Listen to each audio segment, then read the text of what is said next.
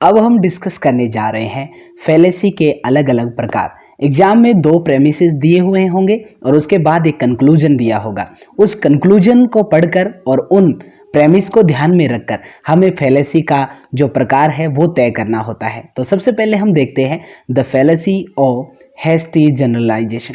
इसके अंतर्गत सभी को जल्दबाजी में एक समान ही मान लिया जाता है। कहने का मतलब एक के बारे में जो धारणा है वो उसके पूरे ग्रुप पर लागू करना the fallacy of hasty generalisation कहलाता है। जैसे दो प्रेमिस देखिए, टॉम चीटेड मी, टॉम ने मुझे धोखा दिया। Tom is a clerk, Tom एक क्लर्क है। इसका मतलब टॉम ने मुझे धोखा दिया और टॉम एक क्लर्क है। तो इस आधार पर निष्कर्ष ये निकाल दिया गया कि क्लर्क्स आर चीटर्स, कि जितने भी क्लर्क्स होते हैं वो सारे चीटर्स होते हैं, जबकि ये बात सही नहीं है।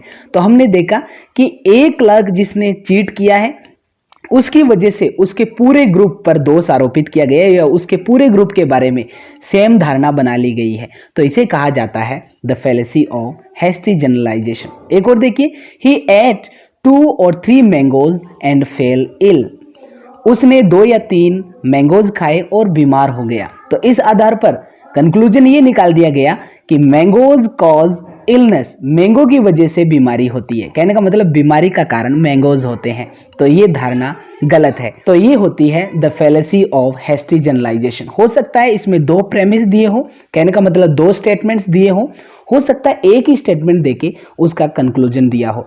तो जब इस प्रकार का कॉन्सेप्ट एक व्यक्ति विशेष के प्रति धारणा उसके पूरे ग्रुप पर लागू की जाए तो the fallacy of hasty generalisation होती है। अगली फैलेसी है द फैलेसी ऑफ डिवीजन। इसके अंतर्गत आपको ध्यान ये रखना है होल टू पार्ट। कहने का मतलब जब संपूर्ण बॉडी के लिए एक चीज अप्लाई की जाए तो उसके पार्ट्स के लिए भी वही सिचुएशन अप्लाई किया जाना द फैलेसी ऑफ डिवीजन कहलाता है। जैसे देखिए, Finland is the happiest country in the world. Finland जो है वो संसार में सबसे हैप्पी कंट्री के अंतर्गत माना जाता है। इसका मतलब कंक्लूजन ये निकाल दिया गया, no citizen of Finland is sad, कि फिनलैंड का कोई भी नागरिक जो है वो दुखी नहीं है। तो ये पॉसिबल नहीं है। जो पूरी बॉडी जो है, फिनलैंड जो है पूरा का पूरा देश है, उस पर जो दशा लागू है वो उसके पार्ट्स, कहने का मतलब प्रत्येक सिटीजन पर लागू किया गया है। तो इसे द फैलेसी ऑफ डिवीजन कहा जाता है। इसका एकदम ऑपोजिट होता है द फैलेसी ऑफ कंपोजिशन, जिसमें पार्ट टू होल होता है। कहने का मतलब जब कोई चीज किसी पार्ट पर लागू है तो उसके पूरी बॉडी पर भी उसी चीज को लागू किया जाना द फैलेसी ऑफ कंपोजिशन कहलाता है। जैसे देखिए, each part of this car is smooth and light to be lifted. ये है स्टेटमेंट या प्रेमिस कि इस कार का प्रत्येक पार्ट जो है वो काफी स्मूथ है और काफी हल्का है उठाने में। इसीलिए कंक्लूजन ये निकाल दिया गया, the car can be easily lifted, कि कार को भी आसानी से उठाया जा सकता है। कहने का मतलब अगर इसका हर पार्ट हल्का है तो पूरी की पूरी कार भी हल्की होनी चाहिए। तो कहने का मतलब जो पार्ट पर जो चीज लागू है वो उसकी पूरी बॉडी पर लागू करने की कोशिश की गई है। तो ये हो गई द फैलेसी ऑफ कंपोजिशन, जो कि फैलेसी ऑफ डिवीजन का ऑपोजिट होती है। अगली फैलेसी है the fallacy of false analogy.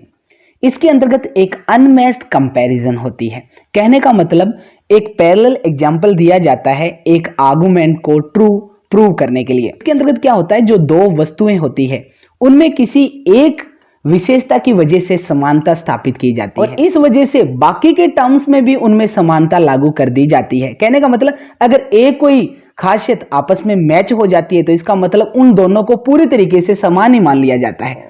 जैसे देखिए, both guns and knives can murder a person. ये है प्रेमिस कि बंदूक और चाकू दोनों से आदमी का मर्डर किया जा सकता है। इन दोनों में एक ही सिमिलरिटी है। इसका मतलब ये नहीं कि जहां जहां बंदूक काम आएगी वहां वहां चाकू काम आएगा। जैसे इस आधार पर कंक्लूजन ये निकाल लिया गया, as the people need no licence to keep a knife.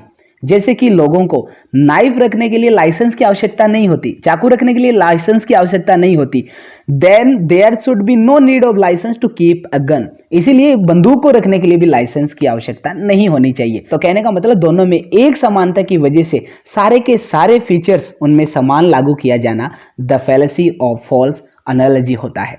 एक एग्जाम्पल और देखिए, students should be allowed to use their notes in examination hall during exams. ये है प्रेमिस या स्टेटमेंट कि स्टूडेंट्स को इस बात के लिए अलाउ करना चाहिए कि वो एग्जामिनेशन के अंतर्गत परीक्षा के दौरान अपने नोट्स साथ ले जा सकते हैं। और इसके पीछे तर्क ये दिया गया है, a politician uses his written notes while addressing the public, क्योंकि एक पॉलिटिशियन जो होता है वो पब्लिक को एड्रेस करते वक्त अपने लिखे हुए नोट्स साथ रखता ही है ना।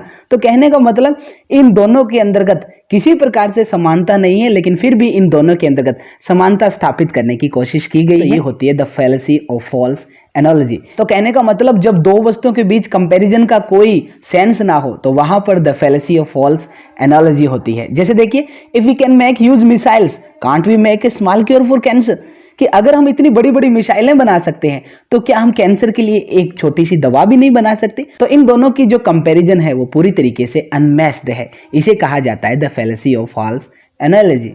तो फिलहाल इस वॉल्यूम में इतना ही। मिलते हैं कल इसके नेक्स्ट पार्ट के साथ और कुछ नई और फैलेसी के साथ। तब तक के लिए दीजिए इजाजत। शब्बा खैर।